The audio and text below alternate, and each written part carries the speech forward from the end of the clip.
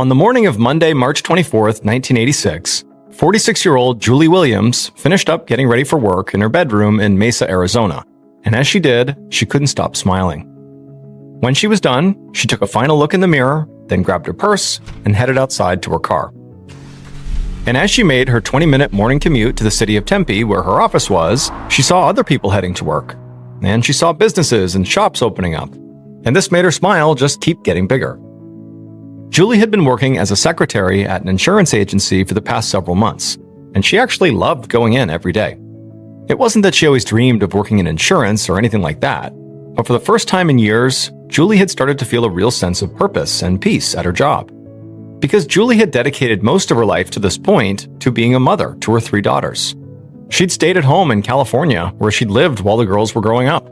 She stayed home so she could look after them and cook them dinners and just be there for them all the time and give them the best life they possibly could have. Julie's daughters were everything to her. Now, Julie would not have traded that time with her daughters for anything in the world. She didn't regret it at all. But now, her daughters were grown up, they were married and even beginning families of their own. Once all 3 of them had officially moved out of the house, Julie really struggled. She didn't really know how to live without them. It was like now that she was an empty nester, she didn't know what to do. And to make matters worse, following her kids leaving, she and her husband got divorced. So she really was beginning to feel lost and alone. But Julie had decided she would just have to make some major changes to basically save her life. And so she had moved from California to Arizona, where one of her daughters lived, and she had set out to start the next phase of her life, which she was determined to make a happy one.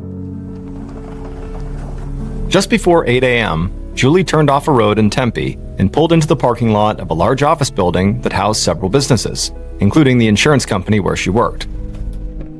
She parked her car and headed to the front door.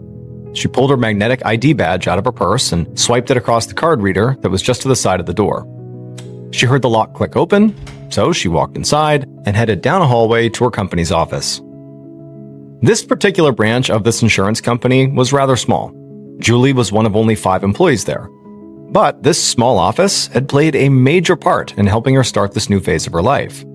Julie liked the job and got along well with the few other people she worked with. But most importantly, working here had helped Julie realize she could be independent and that she could have goals for herself that had nothing to do with taking care of other people. And this realization had already inspired Julie to do other things on her own. She'd started making new friends and going out with them on the weekends, and she'd become an active member in her church. Inside the office, Julie said hello to a couple of the other employees who'd also just arrived. And at some point, one of her coworkers, named Deborah Grisham, waved to her and came over. And the 2 women began chatting about their weekends as they headed to the break room to put on a pot of coffee before beginning the workday. But just a few minutes later, Julie's coworker, Deborah, rushed out of the break room with a concerned look on her face. She saw Julie running down a hallway, and she called after her if Julie needed help. But Julie didn't respond. The other 3 employees saw and heard Deborah calling out, and they immediately got up from their desks and came over to see what was going on. But Deborah just shook her head like she didn't even understand what was happening. She said that she and Julie were talking in the break room making coffee, and then all of a sudden, Julie said she felt sick and dizzy and just took off running down the hallway towards the bathroom. Deborah said Julie looked really bad, like something was genuinely wrong with her. From the hallway, Deborah continued to call out to Julie to see if she needed anything, but she didn't get any response. So she and another female employee went into the women's bathroom. And when they stepped inside, they immediately began to panic. Because through the crack under one of the bathroom stall doors, they could clearly see Julie slumped over on the floor. Immediately, Deborah and the other woman ran to the stall, but they couldn't get it open. And so the other employee, so not Deborah, she dropped to the floor and crawled under the bathroom stall door. And when she actually got a good look at Julie, she immediately shouted to Deborah to call 911.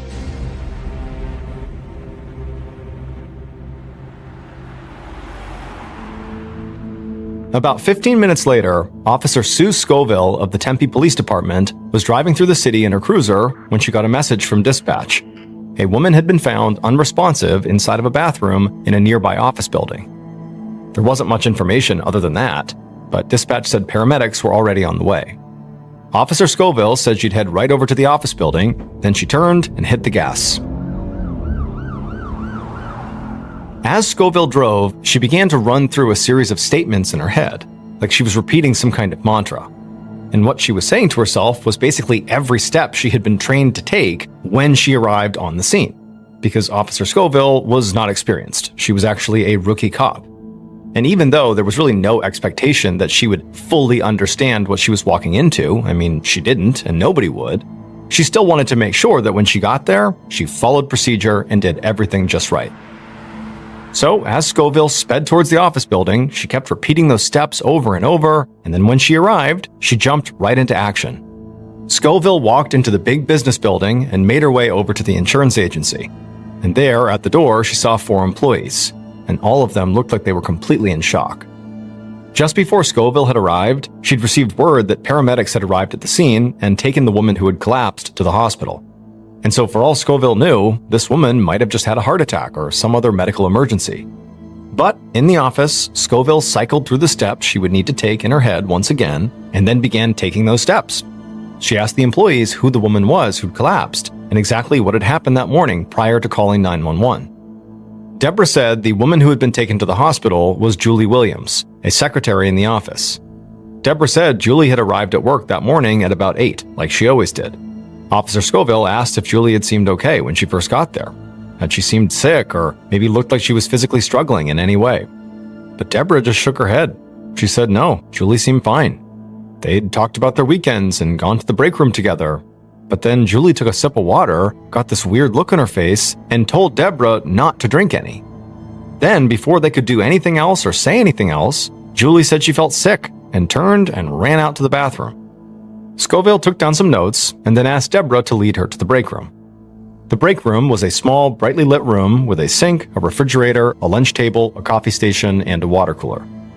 Officer Scoville walked over to the water cooler. It looked like any normal water cooler in a typical office break room, but she already had a hunch. She asked if anybody else had had a cup of water that morning from this water cooler. And when she said that, Deborah had this really surprised look on her face like she'd completely forgotten something huge. And she said, "Me. I got water earlier.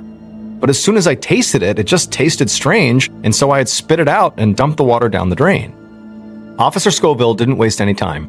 She told Deborah to step out of the break room and to make sure nobody else came in there. Deborah nodded and walked out. Scoville still wasn't sure what was going on here, but she now had a real fear that the water in that cooler had caused Julie to get sick. And if that was the case, this might not be just a natural medical emergency.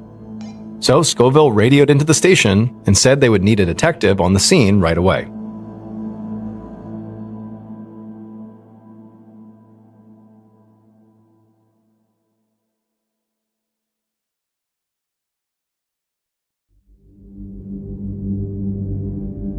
Later that morning, veteran detective Mike Palmer of the Tempe Police Department walked into the insurance agency and immediately met with Officer Scoville. In his 8 years as a detective, Palmer had gotten this reputation on the force for having what they called a sixth sense. He could just tell when something was off. Other police officers said he could arrive at a scene and see things that nobody else could see, like an entire crime would just come to him in a vision. Now, Detective Palmer kind of laughed off claims like that. As far as he was concerned, the sixth sense people talked about was just him being hyper-observant and trying to ask the right questions. He told Scoville that he had called the hospital before he left the station, and he learned that Julie Williams, their victim, was in a coma. And based on an MRI and CAT scan, doctors already feared she would never wake up. They said she had gone into cardiac arrest and suffered brain damage, but at this point, they still didn't know what the cause was. Scoville told Detective Palmer all the details she had gotten from Julie's coworker, Deborah. She told him that Julie had supposedly gotten a drink from the water cooler right before she passed out. And before that, Deborah had apparently tried the water, basically barely sipped it, but said it tasted funny and had just spit it out right away. Palmer put on a pair of gloves, and he and Officer Scoville headed to the break room. Palmer grabbed a cup and he filled it from the water cooler, and the smell immediately hit him. He told Scoville that her hunch about the water being bad was definitely right, because he said this cup of water had a distinct almond smell. He would need to bring a forensics team in and get the crime lab to run tests to be sure, but he was confident that that smell could only mean one thing. The water in the cooler had been contaminated with cyanide. Cyanide is a highly toxic and potentially deadly chemical. It can be found in liquid and powder forms, and sometimes it can give off a distinct odor that smells a lot like almonds.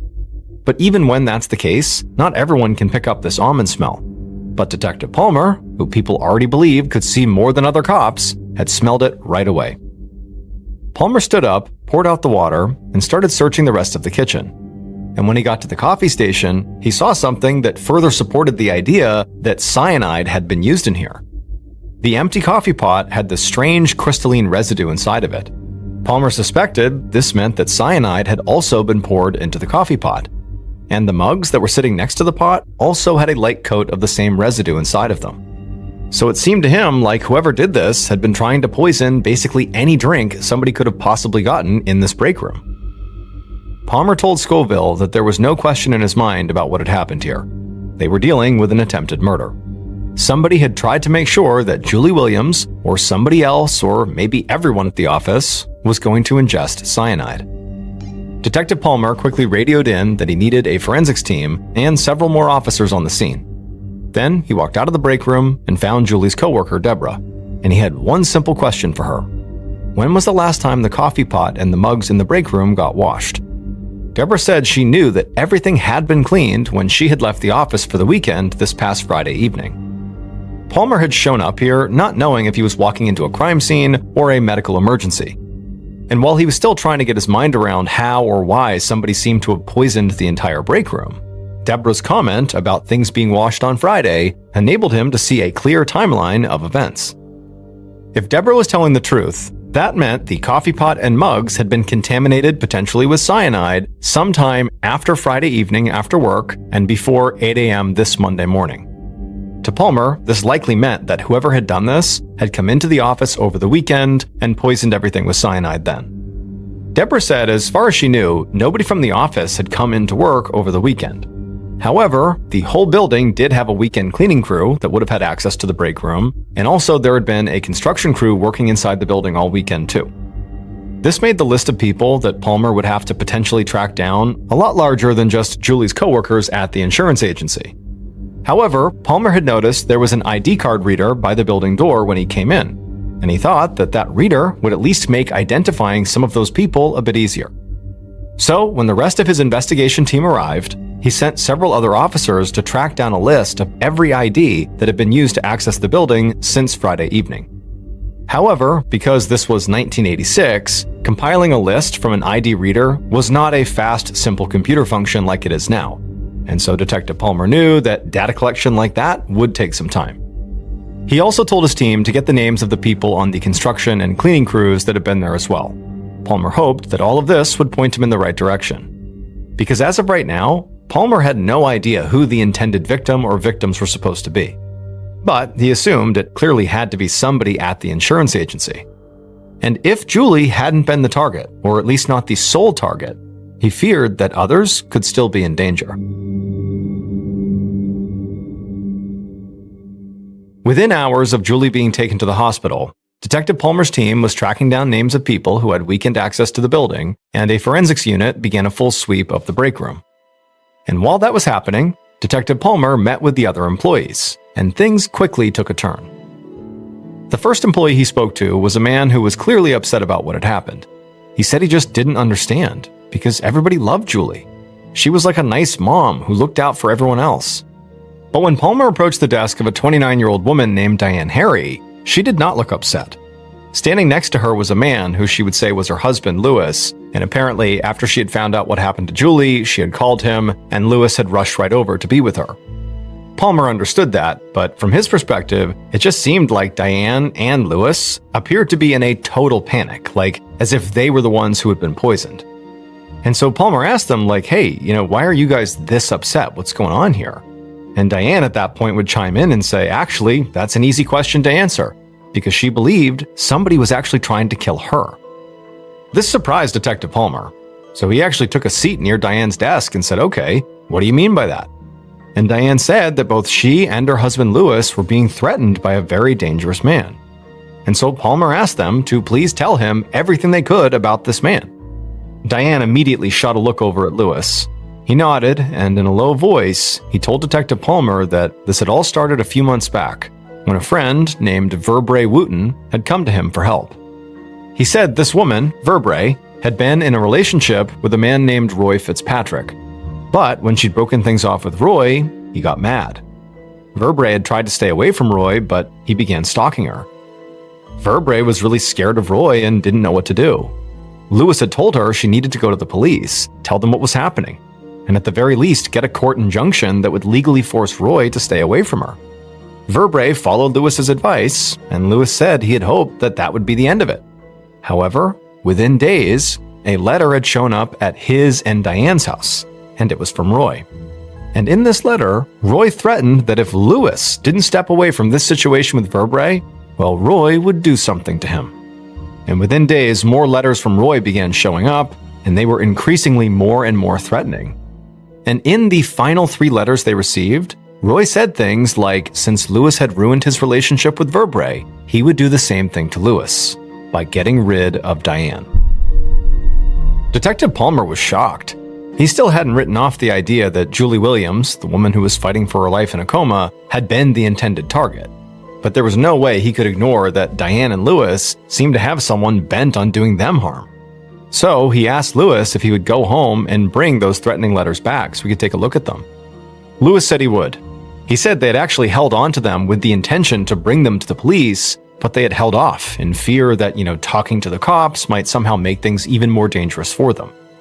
But, given what's happened to Julie here, it was clear they'd waited too long. Once Lewis headed out to get the letters, Palmer asked one of his team members to get all the background information they could on Roy Fitzpatrick. In the meantime, Palmer met with the forensics team, and they said he'd been right.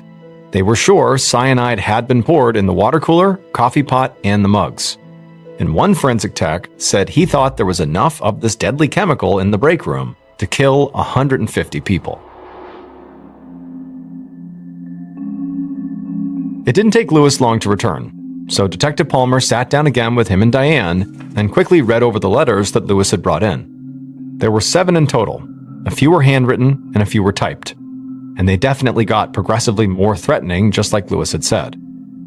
As clear as it was that Roy now had to be considered a major suspect, something still didn't quite make sense to Palmer. How could Roy have gotten into the office building over the weekend?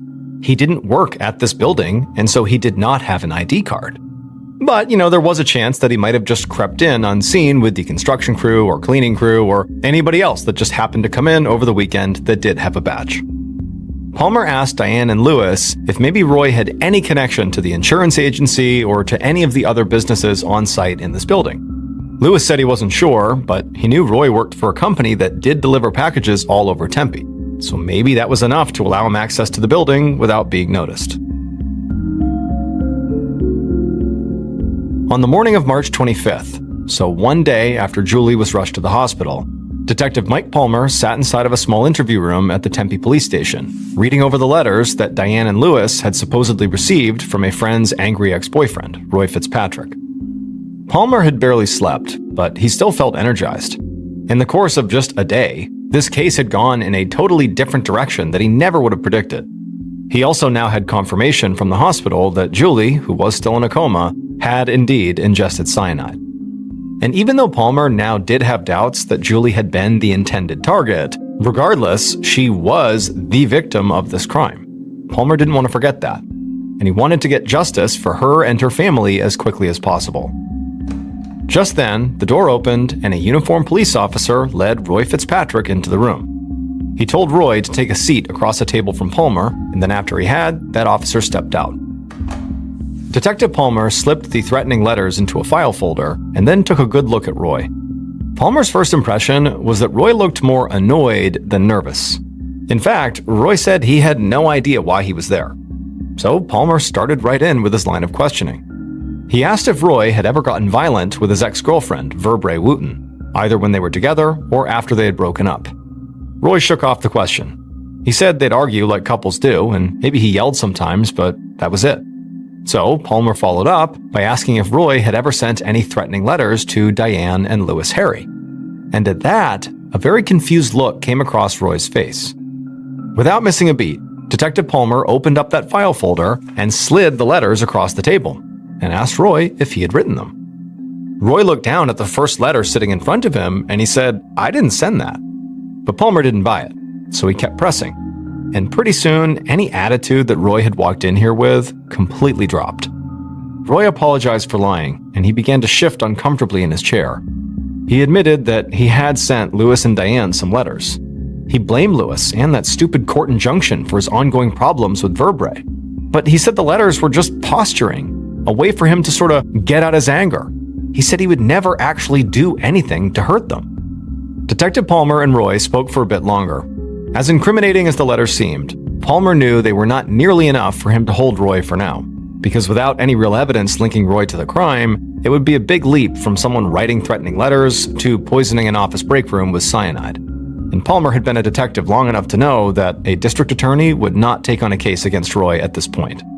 So at the end of their interview, Palmer told Roy he could head back home. But he shouldn't be surprised if he soon found himself back in this room.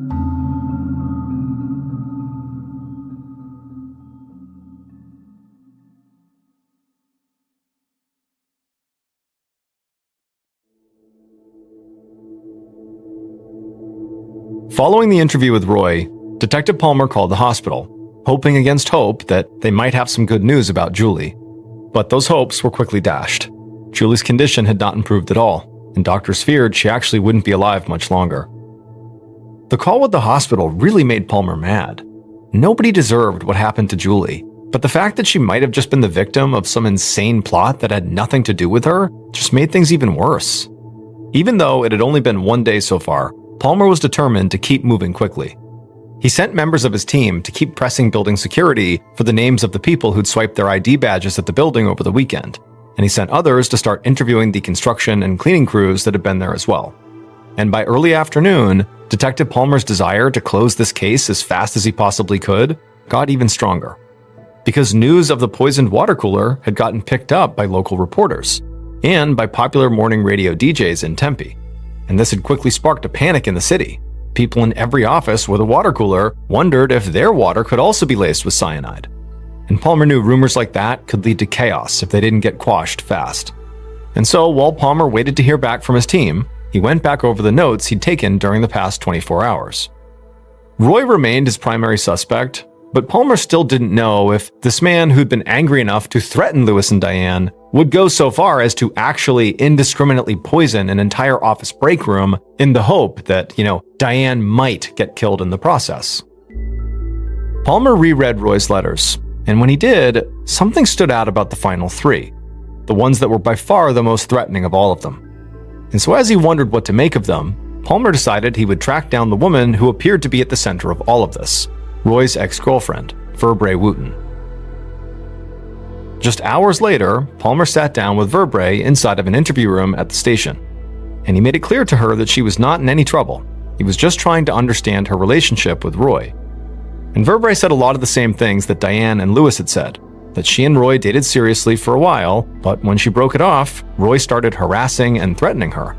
And she regretted that, she knew she played a role in getting Lewis and Diane dragged into it as well, because she was pretty sure Roy had begun stalking both of them. Now, none of this was new information to Detective Palmer, but Verbrae's testimony did reinforce the idea that Roy had the motive and the means to commit this heinous crime. But before Palmer wrapped up the interview, Verbrae said something that Palmer couldn't ignore, and it set his mind racing.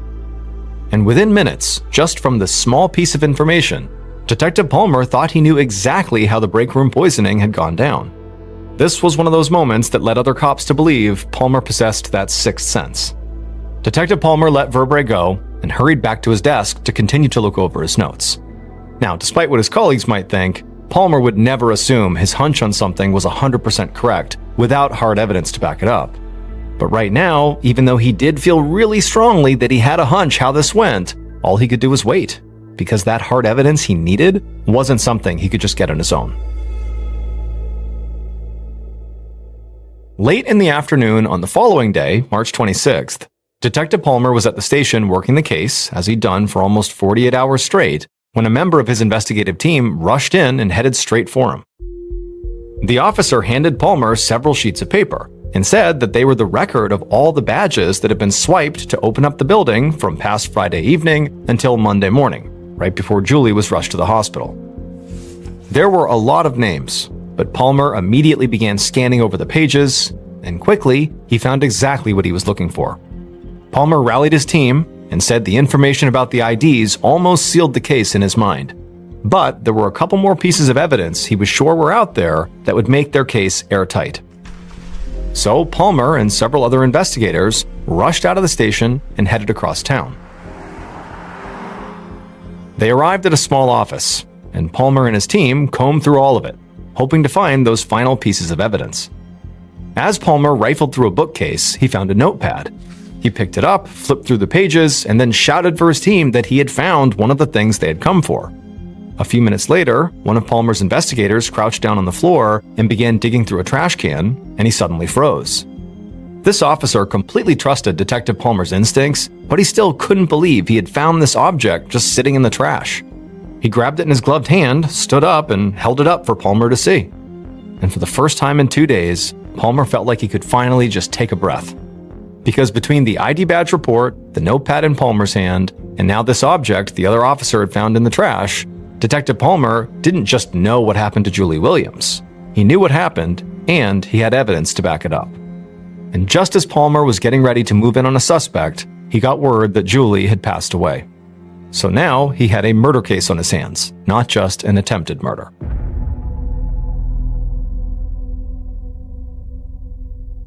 Based on the ID card report, evidence found at the crime scene and other locations, and interviews conducted over the investigation, this is a reconstruction of what police believe happened that led to Julie Williams getting poisoned.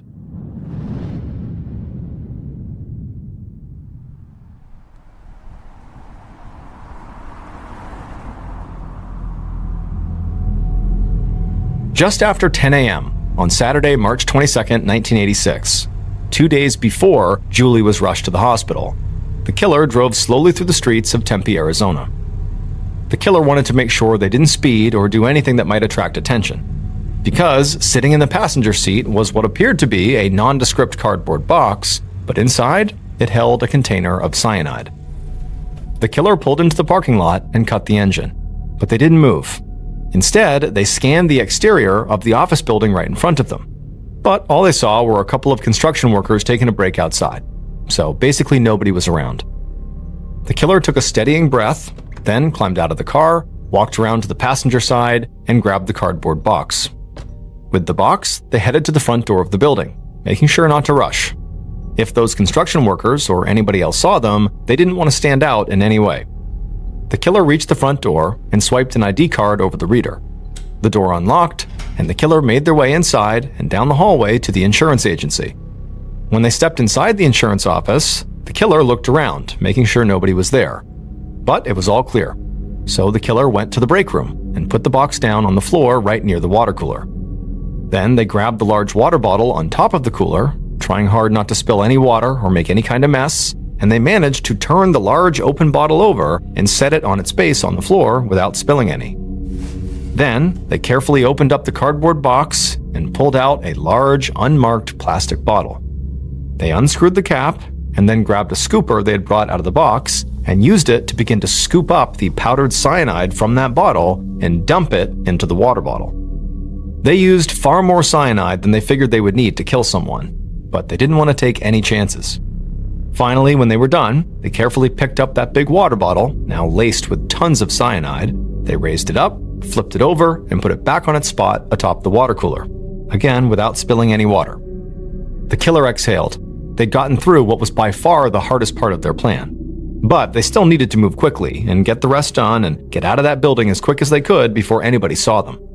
So the killer carried the cyanide bottle across the break room and set it down near the sink. Then they grabbed the clean coffee pot as well as some clean coffee mugs, and they sprinkled more cyanide into all of them.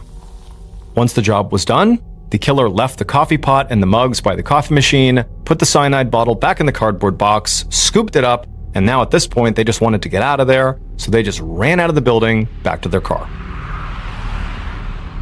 A few minutes later, the killer arrived back at their house.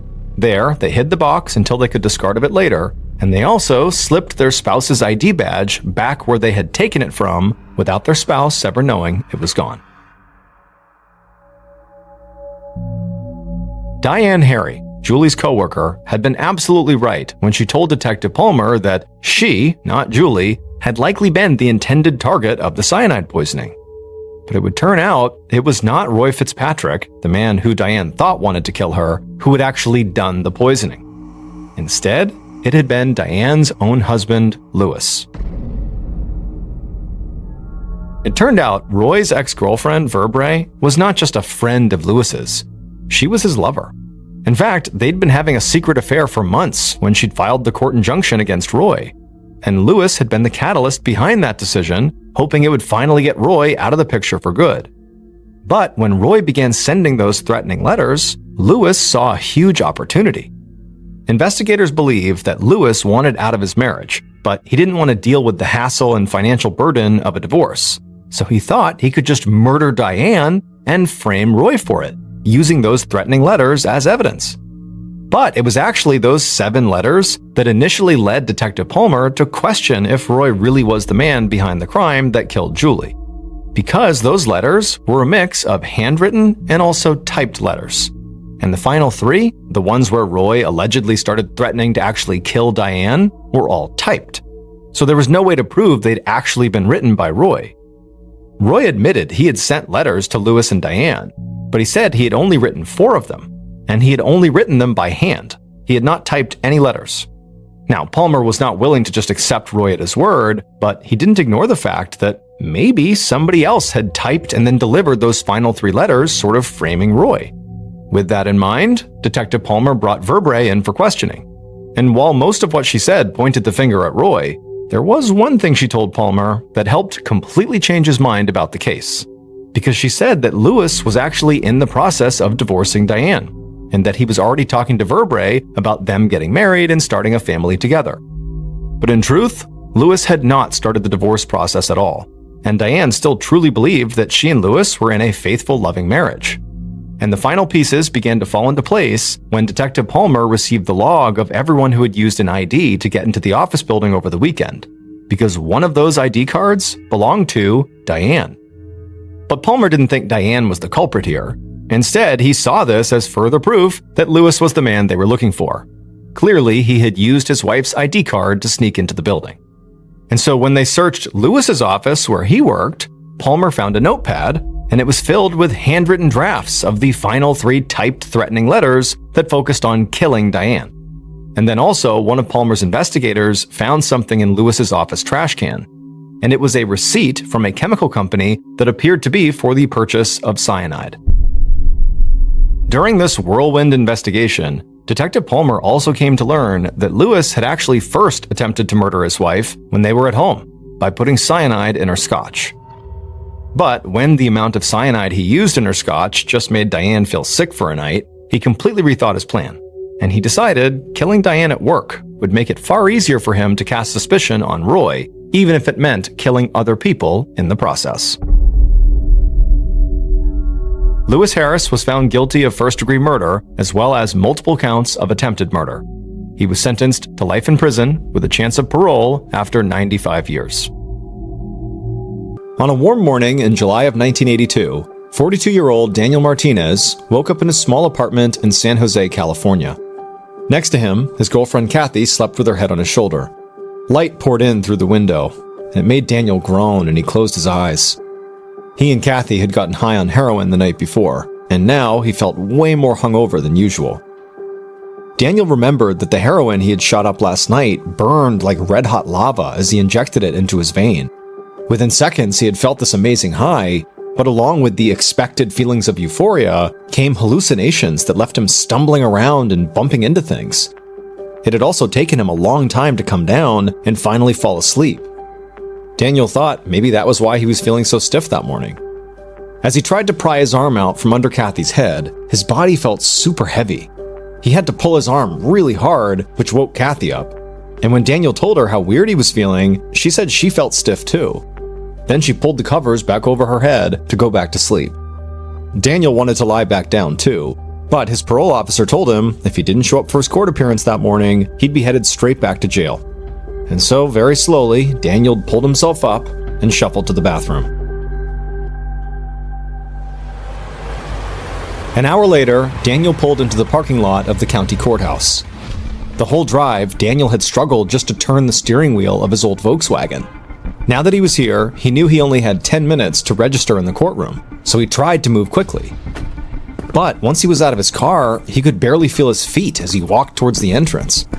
He felt so clumsy. It took him multiple tries just to drop his keys into the tray for the metal detector. Daniel did his best to look casual as he walked past the guard. But he stumbled as he passed by and had to grab the conveyor belt just to catch his balance. The guard looked at him suspiciously and asked Daniel if he was intoxicated. Daniel tried to explain that he was sober, but his tongue felt as numb as his feet, and so he slurred when he spoke. And so he was not surprised when the guard took his arm and told him he was under arrest for suspicion of being under the influence, which was a clear parole violation. Daniel knew he was headed to jail. Almost a week later, Daniel sat motionless on his bunk in jail, itching and burning where the weight of his body pressed into the thin mattress. For the past 6 days that he'd been in jail, Daniel had felt his body growing heavier and more rigid. It took him longer and longer to make it to the cafeteria line when it was time to eat, and even when he finally shuffled his way through the line, he dropped his tray at least once per meal. And so the guards started to bring his meals directly to his bunk, but eventually, Daniel couldn't even bend his arms to eat or drink. Finally, the guards brought him soup with a straw, but by that time, his mouth and jaws had started to lock up, and so he couldn't even eat. And on top of that, because his jaw was all locked up, he couldn't really speak. It was just a raspy gasp. Daniel didn't know what was more terrifying, the fact that he couldn't make his body move anymore, or the sinking feeling that nobody was coming to help him. As Daniel sat there motionless on his bed, he heard the heavy metallic sound of the guard's flashlight knocking on his cell door window. Daniel heard the guard then shout out 2 or 3 commands at him, but his body wouldn't respond, so he just sat there motionless. Then Daniel heard the heavy door slide open, and he heard the sound of the guard's boots walking towards him, and then Daniel saw the guard's face as he stared directly into Daniel's wide-open, unblinking eyes. Daniel watched as the hulking guard reached out and gently touched him on the shoulder. And because Daniel was so rigid and couldn't really move his body, as soon as the guard touched him, it was like he became a rocking chair. He just went back and forth on the bunk, more like a piece of wood than a human body. The guard took one more look into Daniel's eyes, and then a moment later pulled out his radio and called for medical help. Later that day, Dr. Owen Green examined the middle-aged man who now lay shackled to the gurney in the emergency room of the Santa Clara Valley Medical Center. Dr. Green checked his watch and noted that the man, Daniel Martinez, had stared straight ahead without blinking for at least 3 straight minutes. And the rest of his body was motionless too. And not just motionless, but frozen. Dr. Green could barely move the man's legs or arms without applying significant force. Dr. Green wondered if maybe Daniel had been given tranquilizers to keep him docile. So he ordered standard blood tests, and soon enough, he had the results. The tests found no tranquilizers in Daniel's system. Meanwhile, several hours had gone by, and Daniel's frozen state had not changed at all. So the doctor decided to run a few more tests just to make sure Daniel wasn't faking his symptoms to try to get out of jail. Dr. Green picked up the small hammer normally used to tap under a person's kneecap to test their reflexes. But instead of doing that, the doctor turned the hammer over and dragged the pointed side very firmly across the sole of Daniel's left foot. Now, normally, this would elicit a pretty big reaction. It's uncomfortable.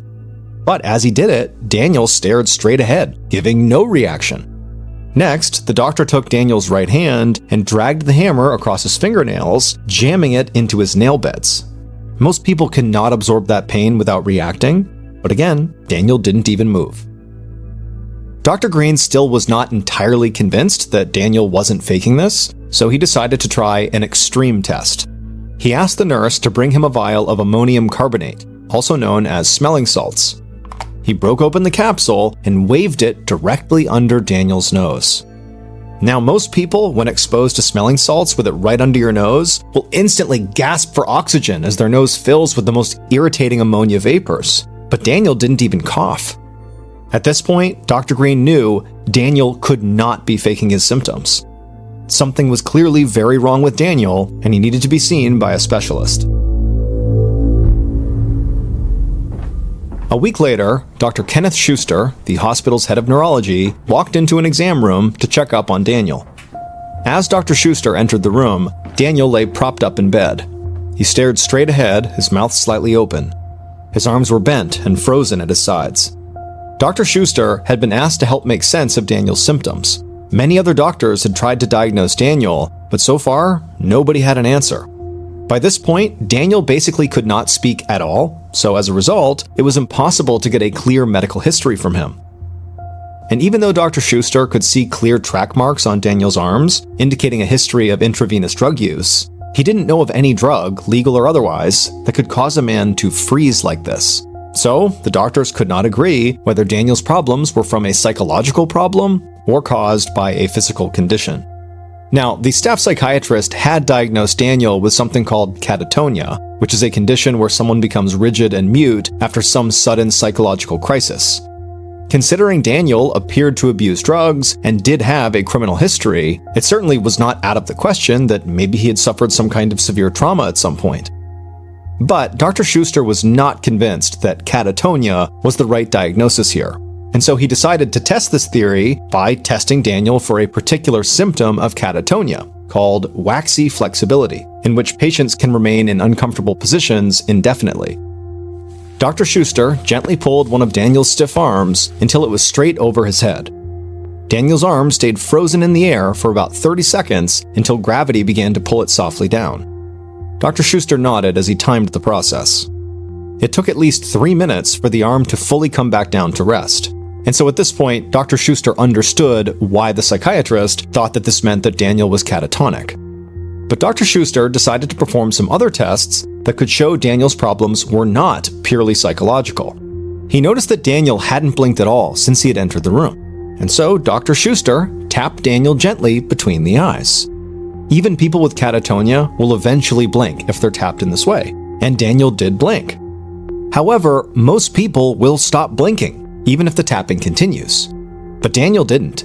He just kept on blinking, which Dr. Schuster knew was a sign of brain damage. And then, after a while, Daniel's eyes suddenly slammed shut. Dr. Schuster asked Daniel to open them, and Daniel didn't. He just sat there with his eyes closed. Dr. Schuster was starting to see that Daniel had a problem in the part of his brain that controls movement. This meant that Daniel's frozen condition was likely caused by an injury or disease in his brain, not by psychological damage from a traumatic life event. Dr. Schuster instructed one of his colleagues, Dr. Ryan Curtis, to move Daniel to the neurobiology unit of the medical center for further treatment. But Dr. Schuster wasn't sure what that treatment would even be. As he ran through the lists of other tests he might want Dr. Curtis to perform, Dr. Schuster wondered how they could even help Daniel at this point. A week later, Dr. Curtis spooned some pudding into Daniel's mouth and watched him slowly swallow. Dr. Curtis had been personally helping feed Daniel the last few days, so it was easier for him to monitor his progress. With a week of around-the-clock hospital care, Daniel was better hydrated, and his nutrition had improved. But the fact was, Daniel was still mostly silent, motionless, and frozen. When Dr. Curtis had finished feeding Daniel, he went to wash his hands in the sink. Afterward, as he stood there drying his hands, Dr. Curtis's eye caught a glint of light reflected on Daniel's fingernail. Then, another little flash from another fingernail. Slowly, faintly, Daniel's fingers were moving. Dr. Curtis realized Daniel was intentionally moving his fingers. This was not just a reflex. Dr. Curtis grabbed a pen from his pocket and a pad of paper from the nurse's station. Then he went over to Daniel and put the pen in his hand and began to wrap Daniel's fingers around the pen. And he was shocked when he saw Daniel begin to grip it. Once Daniel had the pen, Dr. Curtis asked Daniel to write his name on the pad. Slowly, Daniel's hand began to move over the page, and at first it just looked like a squiggly mark, but over the next 5 minutes, Daniel was able to slowly write out his name. Dr. Curtis called for Dr. Schuster to come witness Daniel's progress. Over the next half hour, the two doctors watched as Daniel wrote 3 more short lines. Daniel wrote that he was aware that his body was not working, but he didn't know why. Dr. Curtis was thrilled to see that Daniel's mind was working inside of his frozen body.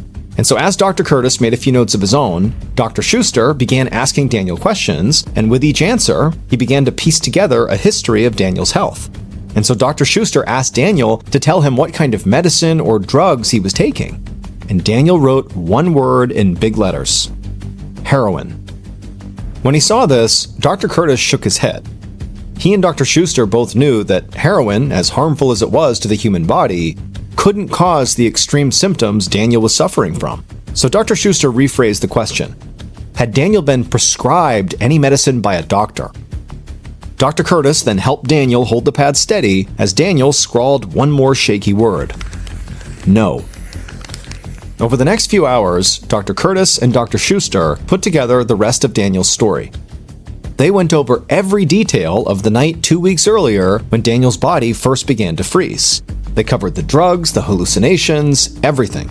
And then Daniel wrote down something that stopped both doctors in their tracks. Daniel wrote that his girlfriend, Kathy, had also woken up feeling stiff the same way Daniel had on that terrible morning this all began. But he hadn't seen or heard from Kathy since then. Dr. Schuster immediately rushed to the phone and called the police to request an immediate welfare check at Daniel's address.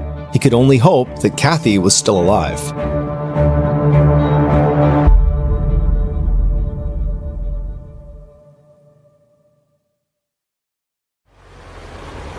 Several days later, Dr. Schuster pulled into his parking space at the hospital and took the back elevator to the neurobiology unit.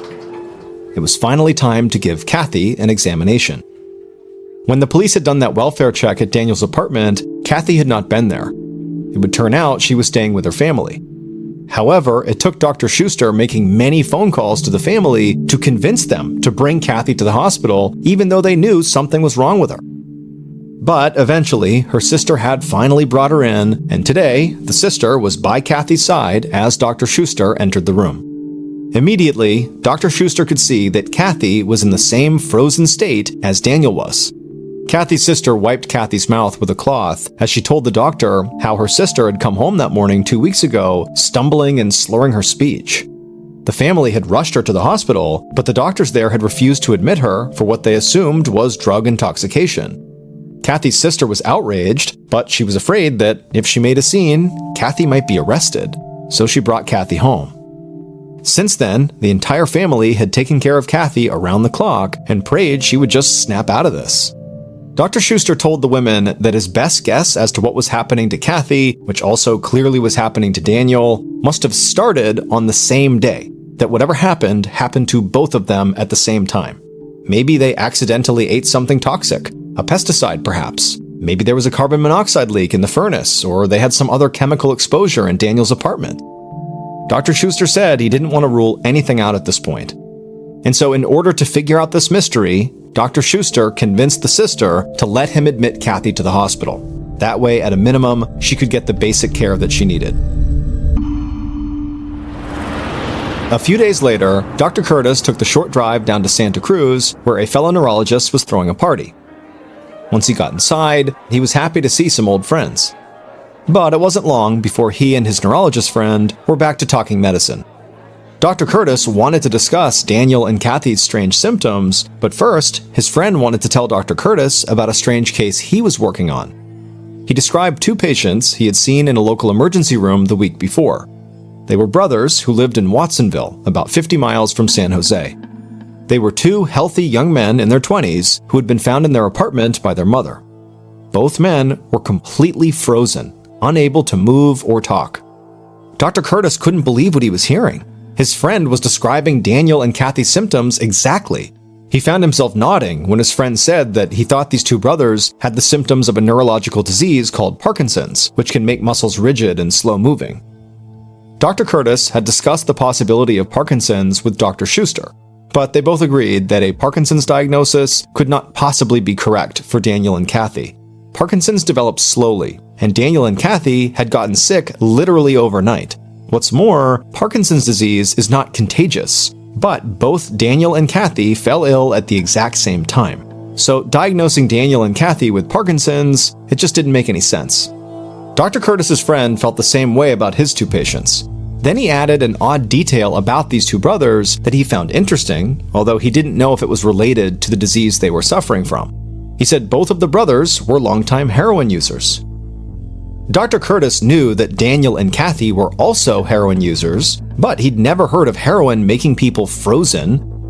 But 4 frozen heroin addicts could not be a coincidence. Even though it was very late, he asked his friend for the phone and called Dr. Schuster immediately. After sharing this new information with Dr. Schuster, Dr. Curtis could hear the concern rising in his colleague's voice as he made the link. What if a poisoned batch of heroin was circulating around Northern California and it somehow caused these Parkinson's-like symptoms? If the heroin was to blame, they could have a serious public health disaster on their hands. First, they needed to track down some heroin from the same batch and test it right away. And second, they had to warn heroin users that there could be a deadly poison on the streets.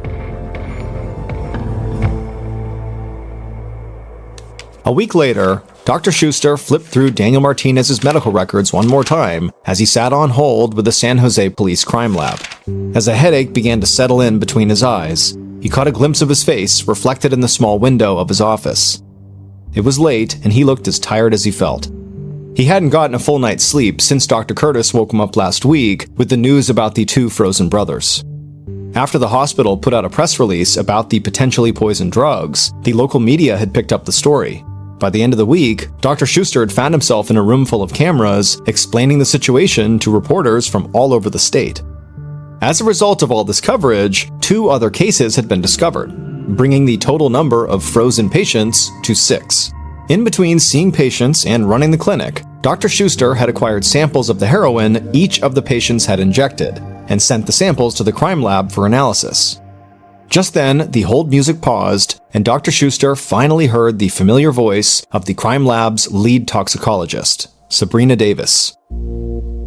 As Sabrina read the test results, Dr. Schuster sat up in his chair, completely stunned.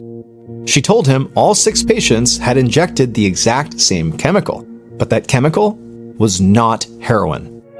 However, she said she wasn't actually sure what this chemical was, and it would take time to figure that out. Dr. Schuster thanked Sabrina for all the hard work and asked her to keep on searching. And he was about to hang up the phone when Sabrina suddenly said she had one more idea. She suggested that he track down an article in an obscure medical journal that reminded her of this case. It described a college student from the 1970s who had been found paralyzed in his parents' basement in Bethesda, Maryland. Dr. Schuster jotted down the name of the journal, thanked Sabrina again, and then hung up the phone. The next day, Dr. Schuster found a copy of the article, and after he finished reading it, he finally understood what was happening to these 6 frozen patients, and the answer had been staring them in the face the whole time.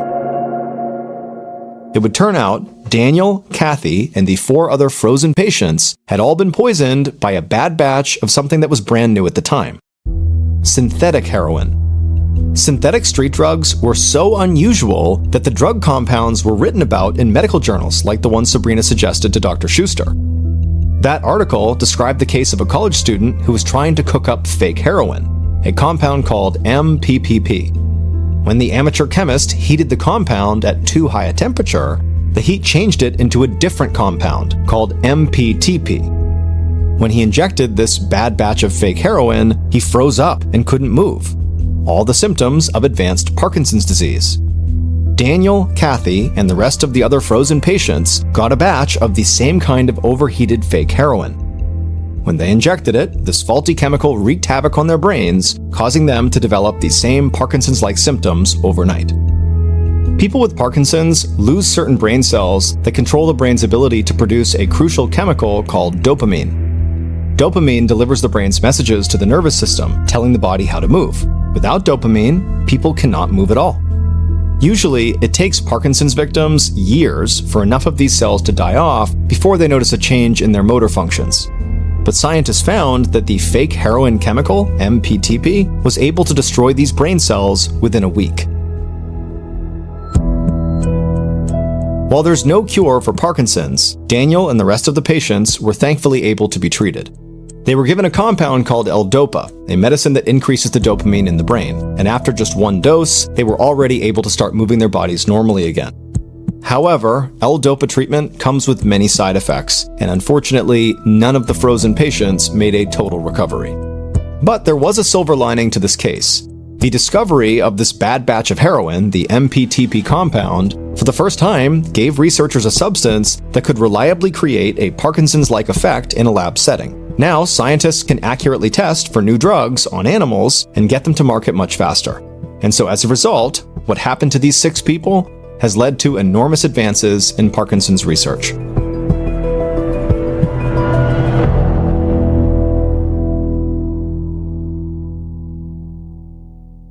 In March of 2015, 68-year-old Tamara Samsonova was having renovations done to her home in St. Petersburg, Russia.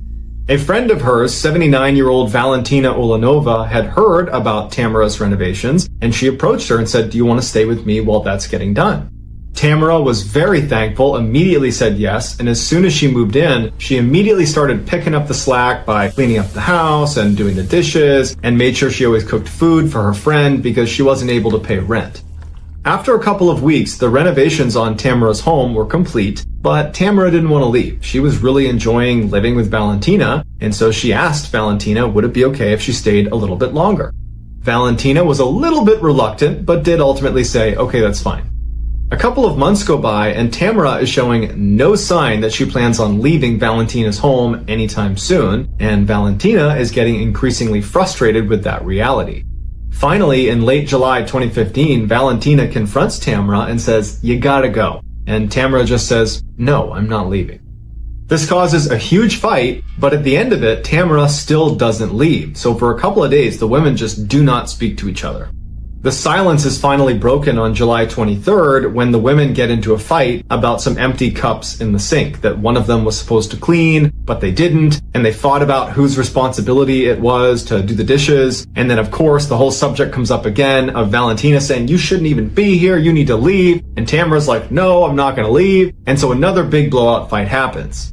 But at the end of this fight, Tamara finally concedes and says, "Okay, I get it, I need to leave, just give me a couple of days and I'll be out of your hair." Immediately, the tension is gone in the room, they're no longer fighting, and Valentina is happy that she's finally going to get her apartment back, and Tamara says, "Look, I'll make us dinner tonight, I'll go out and get some food." Tamara leaves the apartment and goes to a pharmacy and gets a whole bunch of sleeping pills, and then she gets the ingredients to a particular salad that she knows Valentina really likes. She goes back, she starts making dinner, and as she's making this salad, she crushes up the sleeping pills and mixes the powder with the salad dressing and gives that to Valentina. And Valentina, who's very hungry, eats the whole salad and doesn't notice anything is wrong.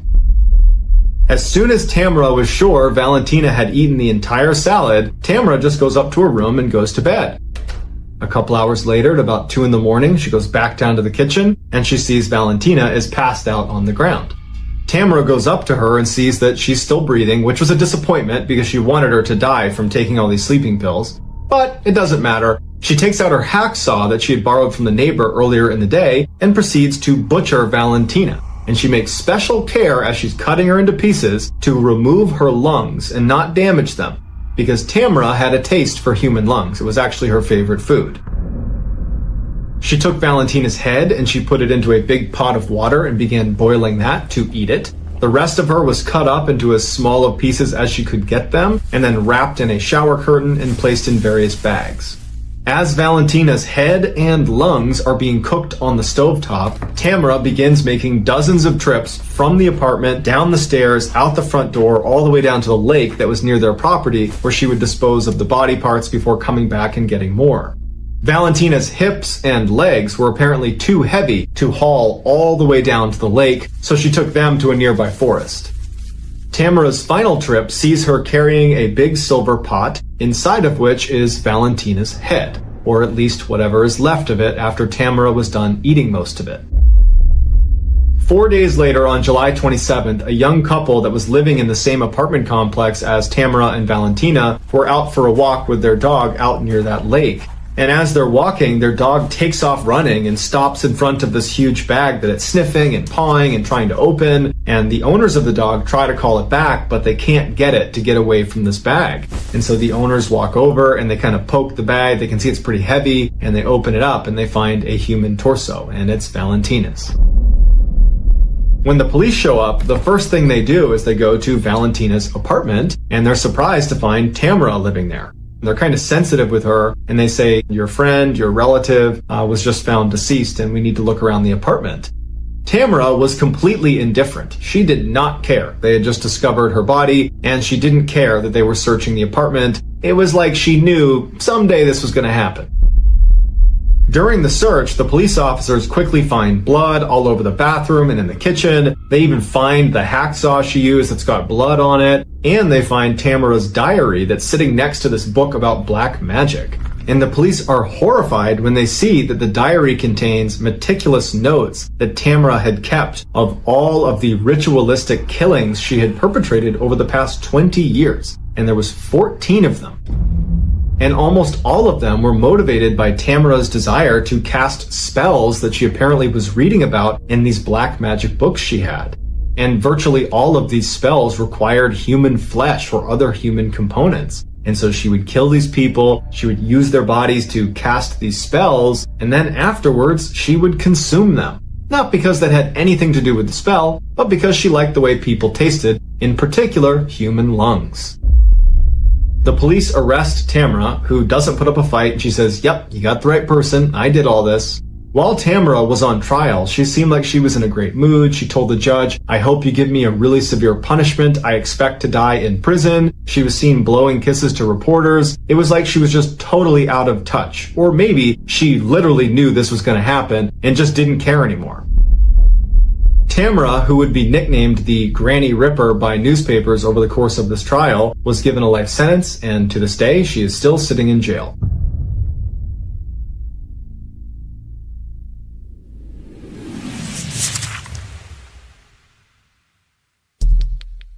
Our next story is called Reign of Terror.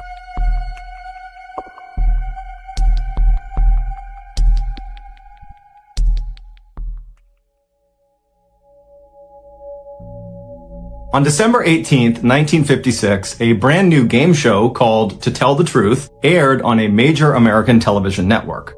The premise of the show was relatively simple. 4 celebrity judges would be presented with 3 people called contestants who all claimed to be the same person. And this person who they claimed to be was always remarkable in some way. They had some incredible talent or some crazy job, or they had accomplished something extraordinary. One of these 3 contestants was the real person they were claiming to be. The other 2 people were doing their best to pretend to be that person. And it was the job of the celebrity judges to try to figure out who was telling the truth. So for a set amount of time on the show, the celebrity judges would ask the contestants questions about their background and try to figure out, who was who. And then at the end of the time, the celebrities would cast a vote about who they thought was the real remarkable person. After the votes were tallied up, the host would have the real remarkable person stand up to reveal themselves, and the entire audience would go crazy, and that was the show. And the show became quite popular. So popular, in fact, that today, nearly 70 years later, it's still on the air. And over this show's very long history, virtually all the episodes are pretty similar. It's a pretty redundant show. But there is one episode that will forever go down as the most unique. In October of 1972, 3 contestants walked out onto the stage in front of the 4 celebrity judges, and they all introduced themselves as Ed Edwards.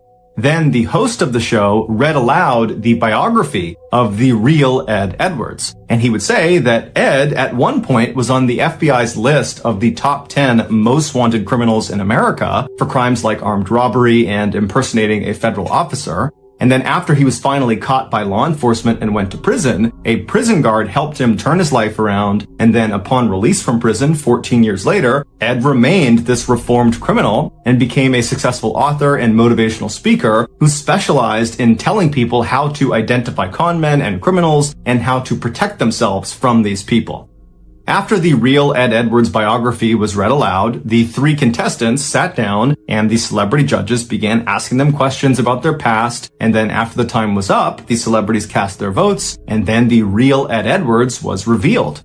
And even though 2 of the 4 celebrity judges had correctly identified the right Ed Edwards, the crowd was totally astonished at who this guy actually was, because he did not look like this ex-convict. He looked like this kind of all-American, middle-aged father who was totally harmless and wouldn't hurt a fly. But either way, the show ended, and then the world forgot about Ed Edwards. Until 2009. That year, Ed's estranged daughter, 40-year-old April Blasio, finally decided to investigate something that had plagued her for her whole childhood. Despite her father's claims that he was this reformed criminal and this stand-up, law-abiding guy, she didn't believe it. She never believed it. She thought he had never been reformed and just was a criminal and always had been. Behind closed doors, Ed was violent and abusive, and he was a compulsive liar. She remembered in the 1970s and 80s when she was a young kid, Ed would make their family pack up and move sometimes in the middle of the night, and April always assumed it was because her dad was wrapped up in something criminal. But every time she asked him, he would say, oh, well, I was an informant when I was in jail and I snitched on some people, and some of those people figured out where we live, and so we gotta move. April knew he was lying, but there was nothing she could do, and so they just kept on moving around. But she always thought something else was going on. So in 2009, when April is now this 40-year-old woman, she's laying in bed one night and finally says, you know what? I'm just gonna start Googling some stuff. So she hops in her laptop and she starts typing in the different names of towns that she and her family lived in as a kid. And then after she'd write the name of the town, she'd write unsolved mystery or unsolved crime, and she would see if anything popped up. And so as she began looking, she found one in 1980. It was an unsolved murder in a town called Watertown, Wisconsin, that happened right around the time that her family very briefly lived in this town. There was this young teenage couple that had left this wedding, and they had driven down this dead-end road, and they were just kind of enjoying each other's company, when an unknown assailant, who matched the description of Ed Edwards, walked up to their car, broke in, shot them both to death, and then disappeared. And so on a hunch, April called the Watertown Police Department the following day and told them that, I think my father might have been responsible for this double homicide. It's just a hunch, but he matches the description. We were there in this very small window of time when it happened. And so the police said, okay, we'll go have a look. And so the Watertown police, they tracked down Ed Edwards, who was living in Kentucky at the time, and they got him to give them a DNA sample. And when they tested the DNA sample, it matched these samples that were taken at the crime scene in 1980. And so Ed Edwards, he was arrested and brought back to Wisconsin, and as soon as he was in custody, he confessed to the murder. And then he requested the death penalty, but he was told the maximum punishment for this crime was life in prison. Ed didn't like this, and so he confessed to another double homicide from 1977 in Ohio, where he killed another teenage couple, thinking that would give him the death penalty. But through a loophole, they said, well, actually, that still won't get you the death penalty. You're still facing life in prison. And so frustrated, Ed revealed a third murder he had perpetrated. In 1996, he had killed his own foster son for the insurance money. And so for this crime, he was eligible for capital punishment, and so he was sentenced to death. But he would die of natural causes 2 years later in 2011 before the state could execute him. Since his death, cold case investigators and members of his own family have theorized that Ed Edwards is almost certainly responsible for more killings beyond just the 5 he happened to confess to. In fact, many people believe Ed Edwards could actually be the infamous Zodiac Killer, who's one of the nation's most notorious uncaught serial killers that killed 37 people in Northern California in the 1960s and 1970s. If this is true, then Ed Edwards did not become a killer after he was on that game show in 1972. No, when he showed up for that game show and stood in front of the audience and smiled and answered questions to the celebrity panelists, at that time, as you're watching him on TV, he would have already been a seasoned serial killer with dozens and dozens of victims. But Ed stopped confessing to murders after that third confession because he was just kind of using those murders as bargaining chips to get what he wanted, the death penalty. And once he got it, he went silent. And now that he's dead, we're never going to get another confession out of him. And there's no proof connecting him to any unsolved murder cases. And so unfortunately, it's unlikely we'll ever know the full extent of Ed's reign of terror.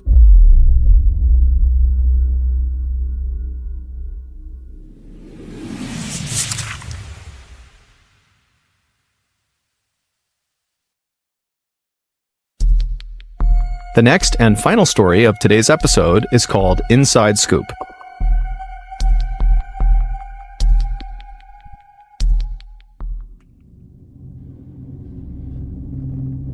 In the early evening of May 7th, 2008, a 65-year-old woman named Zivana Temolkoska walked around her kitchen inside of her apartment in the little southeastern European city of Kisevo. Kisevo is a quiet place at the base of this huge mountain in northern Macedonia, and while it's totally beautiful, it's utterly remote, and basically nothing really of note happens here. Zivana cleaned houses for a living, but on this particular day, she was on a day off, and so she was just kind of hanging out at her apartment, waiting for her adult son named Zoran to come home. It was a beautiful, warm evening that night, and so Zivana had the windows in the kitchen open as she walked around making herself something to eat, and at some point as she was doing this, she heard her phone ring. And so she grabbed it and answered, and she heard the sound of her friend on the other line. But her friend's voice sounded strange. It was strained and very uncomfortable, and she was asking Zivana if she was paying attention to the news right now. Did she have the radio on or the TV? And Zivana was like, no, why? And the friend would tell her that all over the news right now, there was this huge, terrible traffic accident that had happened in their town, and unfortunately, Zivana's son, Zoran, who she was waiting for to come home, was apparently involved in this accident. Zivana let out a strangled cry when she heard this, and then just dropped what she was using to make food and turned and ran out the door. And when she did, her neighbor who was outside saw her emerge and yelled out to her, hey, is everything okay? And Zivana, as she literally just continued running towards the road, she basically blurted out to the neighbor that her son was hurt and she was going to the hospital. And this neighbor watched as Zivana just ran down the road, turned the corner, and disappeared. Zivana did not have a car of her own, and so literally she was going to run to the hospital to make sure her son was okay. A little while later, that same neighbor who had just watched Zivana disappear around the corner heard a knock on their door. And so the neighbor went to the door, they opened it up, and they were totally shocked at who they saw standing outside. It was Zivana's son, Zoran, who did not appear to be hurt in any way. But before the neighbor could ask any questions about this, Zoran, who looked visibly confused, said to the neighbor, hey, have you seen my mom? We were supposed to meet and have dinner together, and it's just totally unlike her to disappear without telling me where she was going. The neighbor just stared at Zoran for a second, having no idea what was going on here, and then the neighbor was like, well, wait a minute, Zoran, were you in a car accident? And Zoran's like, no, what are you talking about? And then the neighbor kind of filled Zoran in about how they had seen his mother run outside, and she had mentioned how her son had been in this car accident, and she literally ran to the hospital. Zoran was just as mystified by this as the neighbor was, and so Zoran just grabbed his phone and called the hospital to see if his mother was there. But when the hospital picked up, they would tell Zoran that his mother was not there, she had not been there all day, and two, even though they had heard reports about this car accident in town, there had not been any car accident victims brought to the hospital at all that day. And so by the end of that night, when Zoran really had no idea what had happened to his mom, where she was, or, what was going on with this car accident thing, he just did the only thing he could think to do, which was go to the police and report his mother missing. 9 days later, on May 16th, when still Zivana was missing and the police had no idea what happened to her, there were no new leads, nothing. On this day, a 56-year-old reporter named Vlado Teneski, who actually happened to live not that far away from where Zivana lived, he got a call from one of his police sources. And the source would tell him that Zivana had actually just been found, even though this was not public information, and unfortunately, Zivana was dead. Her body, which had been beaten and strangled and stabbed, had been found wrapped up in plastic and dumped in this illegal dumping area not far from the town's football stadium. The source told Vlado that when her body was searched, they discovered she still had valuables on her person, and so that kind of ruled out the possibility that this was a robbery gone wrong, which was the initial theory about what they were seeing. However, when police had done an initial probe into Zivana's life to figure out who this victim was, they discovered that she was just this poor old cleaning lady who had no enemies to speak of, and so it really just made no sense that she was the victim of such an obviously brutal and intimate murder that was not financially motivated, at least not on the surface. Vlado thanked his source for all the information and then hung up. Vlado's source had sounded really shocked by this murder as he was telling Vlado, but now, as Vlado was sitting here thinking about what he had just been told, he wasn't really shocked as much as he was suspicious. He felt like something just was off about this murder. Maybe Zavana appeared to be this poor old cleaning lady with no enemies, but in reality, maybe that wasn't who she was. Maybe she was leading a secret life that got her killed. Or maybe she had stumbled upon something she was not supposed to see and that got her killed. Vlado had no idea, but he just felt like, there's something off about this and it needs to be investigated.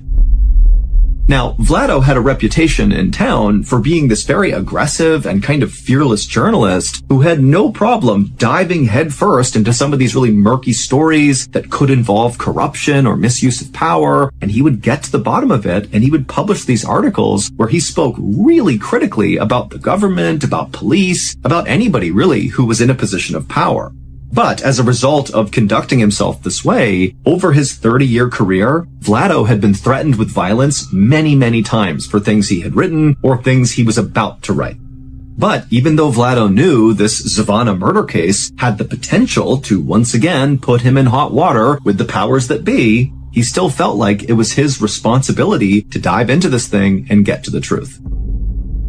So, feeling determined, Vlado grabbed his notebook and pen, and he walked out the front door of his house, and he made the several-minute-long walk over to Zavana's house. And when he got there, her son, Zoran, opened the door, and a few minutes later, Vlado and Zoran were sitting in the kitchen talking about what had happened. Zoran told Vlado all about how he came home and discovered his mom wasn't there, and then he went to the neighbor's house, and they explained how, they had seen Zavana running off to the hospital to go look for Zoran, but Zoran's like, I'm not hurt, I didn't get into a car accident, what's going on here? And as Zoran spoke, Vlado took lots of notes and asked lots of follow-up questions, and by the end of this interview, when Vlado felt like he knew everything there was to know about Zavana, he felt like he actually had a pretty good working theory as to what actually happened to Zavana. And the reason he felt like his theory could be accurate had to do with what Zoran told Vlado his mother did for a living, that she was a cleaning lady. Now, it took Vlado a couple of days to put together his story. He had to go out and interview dozens more people in the neighborhood. But finally, on May 19th, so just 3 days after Zavana was found murdered, Vlado published a story in the newspaper. And the story's explosive headline read, "A Serial Killer Stalks Kosovo."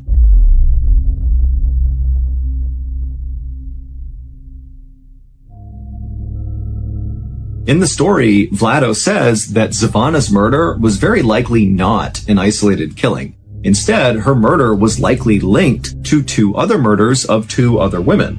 And these 2 other victims looked an awful lot like Zavana, literally. They were poor, older women who were also cleaning ladies. And so that was why when Vlado was talking to Zoran and Zoran described how his mother was, what she did for work, what she looked like, that Vlado started to remember these other victims and he put it all together.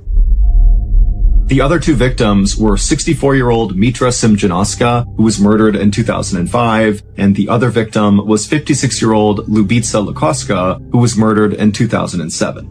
Now, Vlado's story was totally explosive because what he's saying is that there is a serial killer that is on the loose in this town. But this story was also highly explosive because Vlado spoke very critically about the police who were involved in this investigation. Specifically, he pointed out that the 05 and 07 murders of those 2 other women, those had been totally mishandled because arrests had been made in at least one of those cases, and clearly whoever they arrested was innocent here. And so the police just totally dropped the ball, at least in Vlado's opinion. And when the police read Vlado's story, they were very upset at him because he was so critical of them. However, the police also did see that Vlado had managed to uncover a lot of new details from all of his interviews with witnesses and people in the neighborhood that did seem to paint a picture of this potentially really being a serial killer, not individual isolated killings. And so the police, based on Vlado's story, would actually begin investigating a serial killer in their midst. They linked all 3 murders, and they began basically a new investigation. However, at the same time they began this new investigation, Vlado began to notice that he was being tailed all the time by police. He would be out in town doing his job, reporting and interviewing people, and there'd just be a police officer standing somewhere in the distance watching him. But Vlado had anticipated that no matter what, he was likely going to face some sort of blowback from the police, and so he just kind of accepted that they were going to watch him and maybe try to intimidate him, but it wasn't going to bother him because he had done his job, he had reported the story the best that he could, and if they wanted to watch him from a distance, they could do that. By early June, so about 2 weeks after Zavana had been found murdered, the police, in this new serial killer investigation they were doing, had narrowed down their suspect pool, which was in the hundreds, down to just 3 people. And they felt like they were very close to making an arrest. About a month later, on June 20th, so by this point Vlado is still being trailed by police all the time, but the police have not come out publicly and said anything about the serial killer case. They're just continuing their investigation. But on this day, June 20th, Vlado's editor at the newspaper got a call from a police officer telling the editor they were about to make an arrest in the serial killer case. And as soon as their conversation ended, the editor called Vlado to tell him the news. But when he called Vlado, Vlado didn't pick up, which was very unusual. Vlado always answered his calls. And the editor was also thinking to himself how strange it was that this officer had contacted him and not Vlado. Like, why aren't you going to the guy writing the stories and telling him about this new development? Why are you coming to me? The editor would continue to try calling Vlado several more times, but Vlado never answered. And so ultimately, the editor just kind of assumed that Vlado must be busy, interviewing someone, or maybe more likely, he had already learned about this imminent arrest, and he was on scene ready to capture in real time this arrest that was about to take place. Meanwhile, on a quiet street in Kosovo, the police had surrounded this very modest 2-story home that was very overgrown out front. It was surrounded by tall fir trees, and all the windows had heavy drapes covering them up. And then once the police felt like they had totally surrounded this building, a team of officers walked up onto the porch and knocked on the door and yelled out that they were police, and whoever was inside, come out with their hands up. And for a moment, it was just silent and tense. And then the police on the porch heard footsteps inside the house. They had their guns ready to go. And then the door slowly opened up. And this man, who seemed very unthreatening and kind of confused, stepped out onto the porch. And the police immediately arrested him and took him away. A few minutes later, back at the newspaper headquarters, Vlado's editor got another phone call. And when he answered, it was the same police officer who had called before to warn him about this upcoming arrest. Except this time, the officer was calling to say the arrest had been made, they had caught their serial killer, and then he told the editor the name of the person they arrested. And when the editor heard the name, he dropped the phone in shock. The serial killer was Vlado. It would turn out that Vlado appeared very professional and calm on the outside, but inside, he was full of rage, specifically at his mother, who he viewed as this terrible, cruel person. And after she died in 2002, Vlado became obsessed with this idea of getting revenge on his deceased mother. And the way he decided he would do that would be by killing random women who just kind of looked and seemed an awful lot like his mother. I.e., they were poor, older, and cleaning ladies. His 3 victims, Mitra in 2005, Lubitsa in 2007, and Zavana in 2008, had all personally known Vlado's mother. And so Vlado had actually used that connection to gain each of his victims' trust, and then once he had their trust, he would lure them away to strangle, stab, and beat them to death. In Vlado's explosive newspaper story, he lied about a whole bunch of things just to throw the police off. Like, for example, he made up that he spoke to a witness who claimed to have seen Zavana get into a car with 2 men right before she vanished. Vlado did not see that. That was just a total lie designed to confuse the police. Vlado had also been the one to plant that story on the radio about Zavana's son, Zoran, being in this terrible accident. That had caused Zavana to run out of her house and be vulnerable to be scooped up and killed, which is exactly what Vlado wanted. He had called the radio station and told them about this accident, and because he had previously worked for that radio station, they believed him without doing any fact-checking and broadcast the story. And so really that whole radio broadcast was just a very intentional trap by Vlado to kill Zavana. But what ultimately got Vlado caught was in the article he wrote, he left in some really specific details that the police had not revealed to the public. And so basically by including these in the story, it meant Vlado had an inside scoop into what was really going on. Like, for example, Vlado said that all 3 of these women who had been killed by the serial killer had been strangled to death by telephone cords that were left at the scene. But again, the police had not revealed that to the public, and so when they read the story, they actually became very suspicious of Vlado and thought he could be involved in these murders. And so when Vlado felt like the police were trailing him just to intimidate him, in reality, the police were trailing Vlado because they thought he could be the murderer, and eventually, when they got a DNA sample from Vlado, it was confirmed that their suspicions were right. He was the killer. After Vlado's arrest, he was immediately charged with 2 of the 3 murders, and the police were getting ready to charge him with the 3rd, and they were even looking at a 4th victim, potentially, that maybe Vlado had killed as well, but they weren't entirely sure yet. But on June 23rd, so just 3 days after Vlado's arrest, he died in jail in a way that really didn't make any sense. Vlado had drowned in a small bucket of water inside of his jail cell, while there were 3 other people inside of that jail cell with him who all said they didn't notice it happening. Officially, Vlado's death was ruled a suicide, and after his death, all of the murder investigations were closed.